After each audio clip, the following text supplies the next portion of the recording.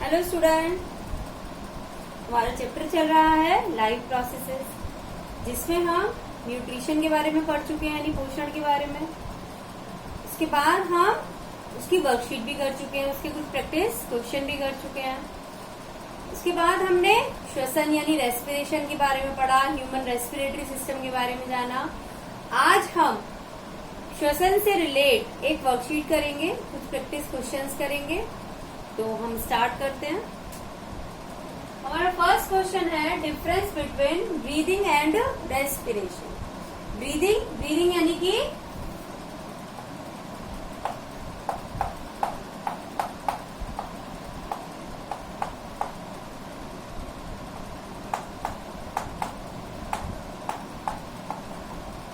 Breathing मतलब श्वासोच्छ्वास और respiration मतलब कि श्वसन। तो दोनों में क्या डिफरेंस है? तो श्वासोच्छ्वास मतलब कि एयर को अंदर लेना और एयर को बाहर निकालना। This process is known as breathing या श्वासोच्छ्वास, यानी कि हम ऑक्सीजन रिच एयर को अंदर लेते हैं और कार्बन डाइऑक्साइड रिच एयर को बाहर निकाल देते हैं। तो इस प्रोसेस को हम क्या कहते हैं? श्वासोच्छ्वास या ब्रीदिंग। ब्रीदिंग रेस्पिरेशन का ही एक पार्ट है, यानी कि एयर को अंदर लेना, ऑक्सीजन को अंदर लेना और जो कार्बन डाइऑक्साइड हमारी बॉडी में बनी है रेस्पिरेशन की प्रोसेस में उसको बाहर निकालना। तो ये दोनों प्रोसेस इंस्पिरेशन यानी कि अंतः श्वसन और एक्सपिरेशन यानी कि बाह्य श्वसन यानी कि उच्च श्वसन, उस इन दोनों को मिलाकर हम क्या कहते हैं? ब्रीदिंग या श्वासोच्छ्वास कहते हैं। और रेस्पिरेशन क्या होता है? रेस्पिरेशन है कि जो ऑक्सीजन हमने ब्रीदिंग में अंदर ली, इंस्पायर की, जिसे हमने अंदर लिया, उस ऑक्सीजन का यूज करके जो सेल होती हैं वो फूड को ब्रेक डाउन कर देती हैं, तोड़ देती हैं और इस प्रोसेस के अंदर कार्बन डाइऑक्साइड बनती है और साथ में एनर्जी बनती है। तो फूड के ब्रेक डाउन की प्रोसेस जो है ऑक्सीजन का यूज करके भोजन को तोड़ना और इस भोजन के टूटने से जो एनर्जी बनती है इसको अपनी जो कोशिकाओं के जो अपने कार्य होते हैं उन्हें करने में यूज करना, इस प्रोसेस को हम कहते हैं श्वसन या रेस्पिरेशन। तो ये दो हमारी जो ब्रीदिंग है, ब्रीदिंग किसका पार्ट है? श्वसन का ही एक पार्ट है, यानी कि हमने ऑक्सीजन रिच एयर को अंदर लिया और फिर उस ऑक्सीजन का यूज किया सेल के अंदर। तो जो श्वसन है उसको हम कैसे डिफाइन करेंगे कि फूड का breakdown by using oxygen and releasing of energy is known as respiration. और जबकि ब्रीदिंग में क्या कर रहे हैं? केवल हम ऑक्सीजन अंदर ले रहे हैं और कार्बन डाइऑक्साइड बाहर निकाल रहे हैं। अब इसका हम और भी डिफरेंस देख सकते हैं इसमें। अब जो ब्रीदिंग की प्रोसेस है, श्वासोच्छ्वास की क्रिया है, उसमें कौन कौन से ऑर्गन इंक्लूड है? तो जो हमारा रेस्पिरेटरी सिस्टम होता है वो उसके अंदर इंक्लूड होता है, यानी हमारी नोस्ट्रिल हो गए, हमारा विंड पाइप हो गया, हमारे लंग्स हो गए, एल्वियोलाई हो गए, ये सारी चीजें काम करती हैं किसके अंदर? ब्रीदिंग के अंदर। और श्वसन में, श्वसन की क्रिया कहाँ होती है? श्वसन की क्रिया तो कोशिका के अंदर होती है और कोशिका के अंदर माइटोकॉन्ड्रिया पाया जाता है और माइटोकॉन्ड्रिया ये काम करता है फूड के ब्रेकडाउन करके एनर्जी को रिलीज करने का। तो उसके अंदर ब्रीदिंग के अंदर कौन से ऑर्गन इन्वॉल्व है? हमारे रेस्पिरेटरी सिस्टम के ऑर्गन, रेस्पिरेटरी ऑर्गन, और जो हमारा रेस्पिरेशन है उसके अंदर हमारी सेल एंड माइटोकॉन्ड्रिया, कोशिका और जो माइटोकॉन्ड्रिया है वो इन्वॉल्व है। अब और नेक्स्ट डिफरेंस कि जो ब्रीदिंग की जो प्रोसेस है उसके अंदर कोई भी एनर्जी रिलीज नहीं होती है, जबकि जो हमारी श्वसन की क्रिया है उसके अंदर एनर्जी रिलीज होती है। ब्रीदिंग की प्रोसेस में कोई एनर्जी रिलीज नहीं हो रही, केवल ऑक्सीजन ली और कार्बन डाइऑक्साइड बाहर निकाली। लेकिन जो हमारी रेस्पिरेशन की प्रोसेस है उसमें फूड ब्रेक डाउन हुआ और एनर्जी रिलीज हुई। इसके अलावा जो ब्रीदिंग की प्रोसेस है उसमें किसी भी एंजाइम की नीड नहीं होती है, एंजाइम की जरूरत नहीं होती है, जबकि जो हमारी रेस्पिरेशन की प्रोसेस है उसके अंदर हमें एंजाइम्स की नीड होती है। जब आप हायर क्लासेस में आएंगे तब आप पढ़ेंगे कैसे उसके अंदर एंजाइम्स यूज आते हैं। तो ये कुछ डिफरेंस है ब्रीदिंग में और रेस्पिरेशन में। नेक्स्ट क्वेश्चन है हमारा sound producing organ in man. तो हमने जब रेस्पिरेटरी सिस्टम पढ़ा था ह्यूमन का, तो हमने देखा था एक साउंड प्रोड्यूसिंग ऑर्गन होता है। कहाँ होता है? फेरेंक्स के बाद। और इस ऑर्गन को कहते हैं हम वॉइस बॉक्स या लैरिंक्स। क्या कहते हैं इस ऑर्गन को? सेकेंड क्वेश्चन का आंसर है हमारा वॉइस बॉक्स या लैरिंक्स। हिंदी में इसे हम कंठ कहते हैं। हिंदी में क्या कहते हैं? हम इसे कंठ कहते हैं। तो साउंड प्रोड्यूसिंग ऑर्गन कौन होता है? लैरिंक्स होता है। थर्ड क्वेश्चन है role of diaphragm. Role of diaphragm in respiration. Diaphragm का क्या रोल होता है रेस्पिरेशन में? तो डायफ्राम क्या होता है? एक मस्कुलर शीट होती है, यानी कि पेशीय एक शीट की जैसी संरचना होती है, पतली शीट होती है, जो कि हमारी वक्ष गुहा और हमारी उदर गुहा को अलग अलग करती है। जब हम सांस लेते हैं अंदर, तो क्या होता है? देखो इसकी जो शेप है वो ऐसी होती है। ये हमारा डायफ्राम। ये क्या है? हमारा डायफ्राम बनाया हमने। तो जब हम इंस्पिरेशन करते हैं, यानी अंदर श्वसन करते हैं, सांस लेते हैं अंदर, एयर अंदर लेते हैं, तो क्या होता है? ये जो डायफ्राम है कैसा हो जाता है? फ्लैट हो जाता है। कैसा हो जाता है? फ्लैट हो जाता है। जब ये फ्लैट होगा तो जो हमारी चेस्ट कैविटी है उसका वॉल्यूम बढ़ जाएगा, उसका आयतन बढ़ जाएगा। और जब आयतन बढ़ेगा तो बाहर से जो एयर है वो हमारी चेस्ट कैविटी के अंदर फिल हो जाएगी। तो डायफ्राम ने अपनी जो शेप है वो चेंज करी, चेस्ट कैविटी का जो वॉल्यूम है वो बढ़ाया, और जिससे कि एयर अंदर की तरफ चली गई।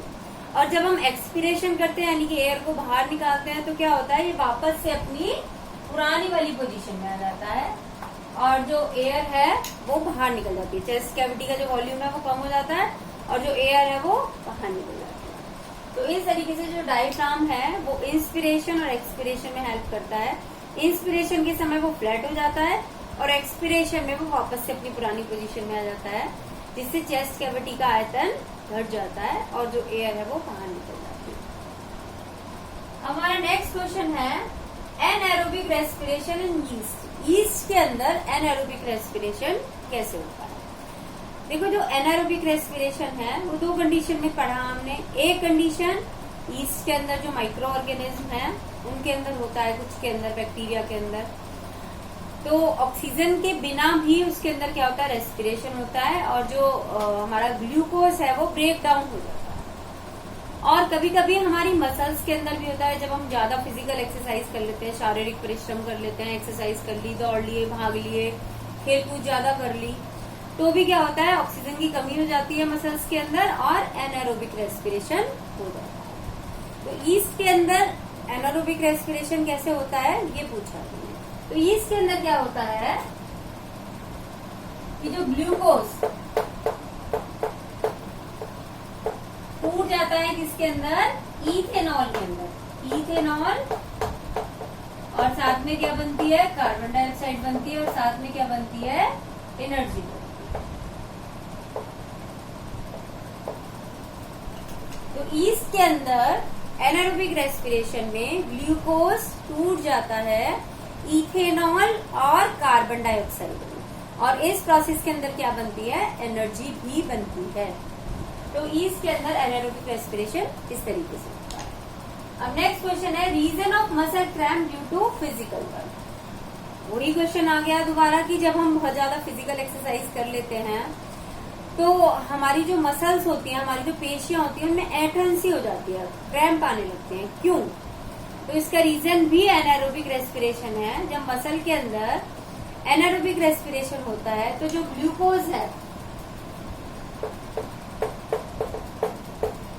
ये टूट जाता है किसमें? Lactic acid. किसमें टूट जाता है? लैक्टिक अम्ल। और साथ में क्या बनती है? एनर्जी। तो ये जो लैक्टिक एसिड है ये हमारी मसल्स के अंदर इकट्ठा हो जाता है, और इकट्ठा होने से क्या होता है? मसल के अंदर ऐंठन जैसी महसूस होती है। तो एनारोबिक रेस्पिरेशन यीस्ट के अंदर इथेनॉल बनता है और मसल्स के अंदर लैक्टिक एसिड बनता है।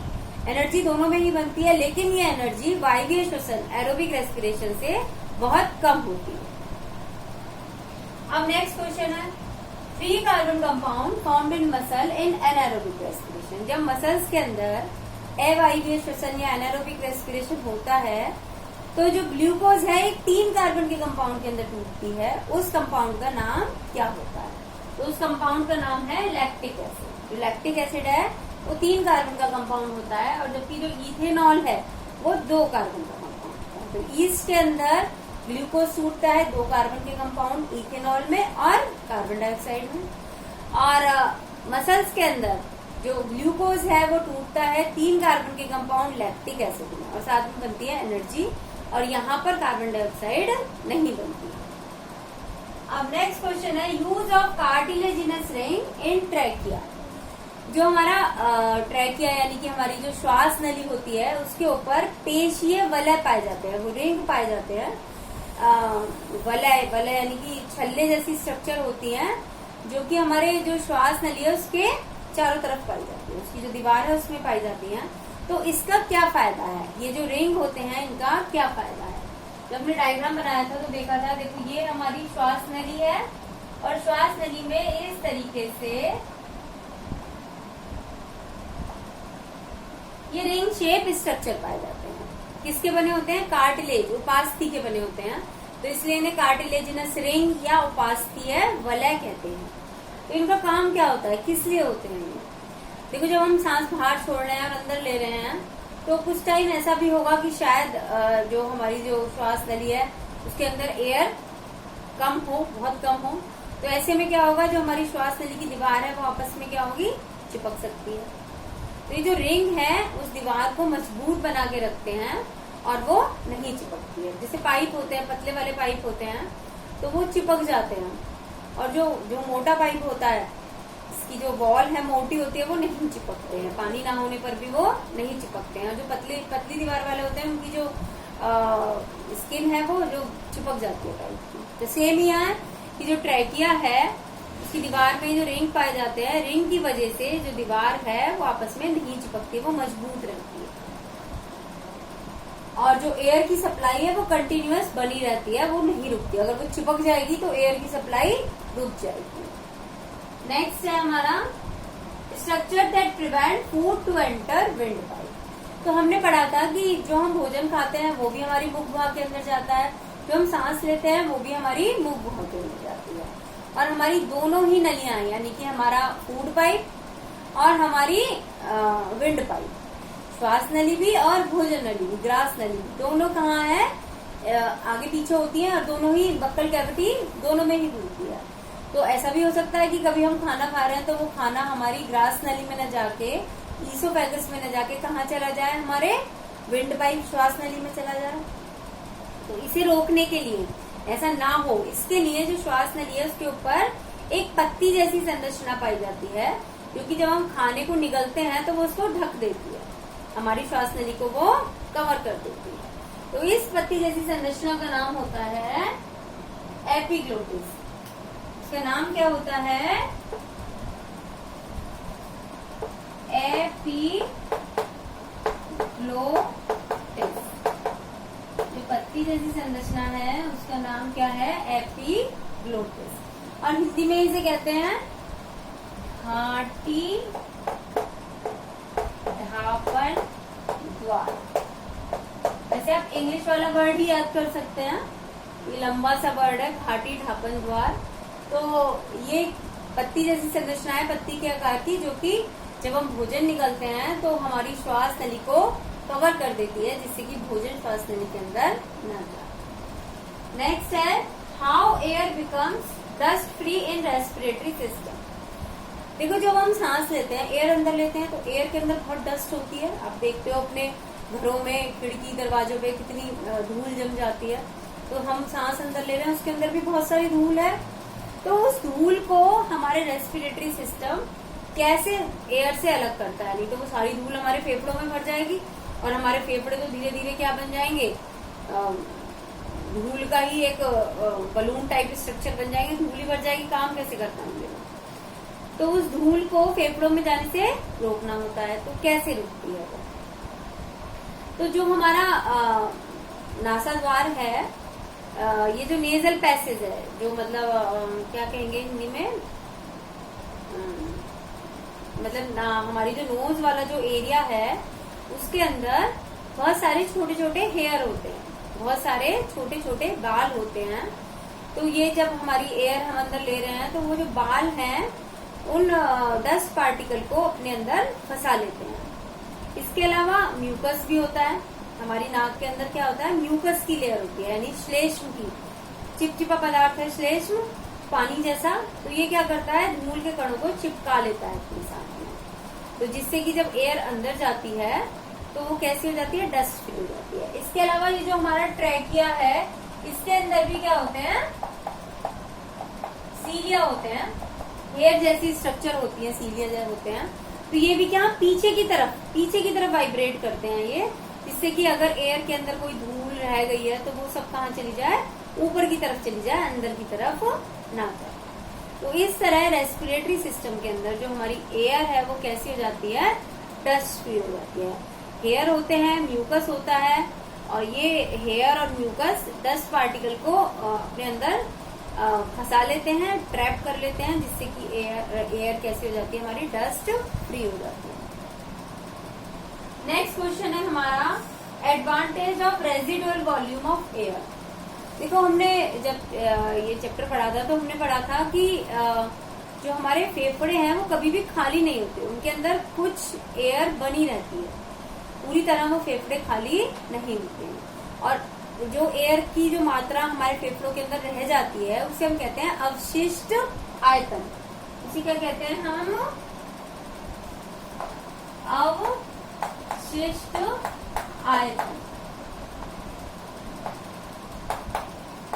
अवशिष्ट आयतन या रेजिडुअल वॉल्यूम। तो इसका क्या फायदा होता है, देखो अब हमने सांस अंदर ली और सांस बाहर निकाली, तो फिर दोबारा से सांस अंदर आएगी, तब एयर भरेगी उसके अंदर, फिर जो गैस का है वो एक्सचेंज होगा। लेकिन अगर हमारे फेफड़ों के अंदर एयर भरी रहती है, कुछ एयर रहती है, तो क्या होता है, जो गैस का एक्सचेंज है, यानी कि ऑक्सीजन का हमारे ब्लड के अंदर जाना और ब्लड से कार्बन डाइऑक्साइड का एयर के अंदर आना, तो ये प्रोसेस हमारा चलता रहता है, बीच में इंटरप्ट नहीं होता, रुकता नहीं है। कि कुछ जो एयर है हमारे फेफड़ों के अंदर है, जिस समय हमने एयर बाहर निकाली उस समय भी ये काम चल रहा है, क्योंकि हमारे फेफड़ों में कुछ एयर बची हुई है। तो इससे जो गैसियस एक्सचेंज है उसके लिए टाइम मिल जाता है। ये जो अवशिष्ट आयतन हमारे फेफड़ों में रह जाता है, तो इससे गैसियस एक्सचेंज के लिए टाइम मिल जाता है, क्योंकि वो चलता रहता है। इस प्रोसेस में हमारी एयर बाहर भी निकल रही है, तब भी ये प्रोसेस चल रही है। और इसके अलावा फेफड़े पूरे खाली नहीं होते, खाली होने पे फिर क्या होगा, वो पिचक सकते हैं, उसकी जो वॉल है वो पिचक जाएगी। तो जब एयर उसके अंदर भरी रहती है तो वो पिचकते नहीं है। तो ये जो अवशिष्ट आयतन है दो तरीके से काम करता है। एक ये कि ये जो गैसियस एक्सचेंज है कार्बन डाइऑक्साइड और ऑक्सीजन का, इसके लिए टाइम मिल जाता है। और दूसरा जो फेफड़े हैं वो पिचकते नहीं है, कोलैप्स नहीं होती है पूरी बॉल। तो ये हमारा फायदा हुआ रेजिडुअल वॉल्यूम ऑफ एयर का, जो कि हमेशा हमारे फेफड़ों में रहता है। ऐसा नहीं है कि फेफड़े कभी भी पूरे खाली होते हैं। अब नेक्स्ट है adaptation in plant leaves to get oxygen. अब प्लांट्स के अंदर भी होती है रेस्पिरेशन की प्रोसेस, एरोबिक रेस्पिरेशन होता है। तो प्लांट की लीव के अंदर ऐसी क्या स्पेशल क्वालिटीज पाई जाती हैं जो कि उन्हें ऑक्सीजन लेने में हेल्प करती हैं। तो पहला कि प्लांट की जो लीव्स होती हैं उनमें स्टोमेटा पाए जाते हैं।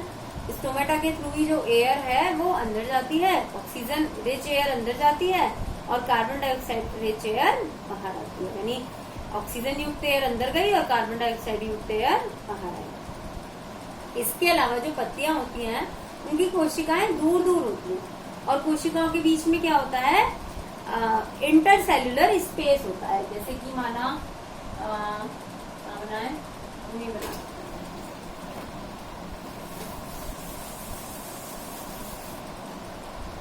माना ये हमारी सेल है,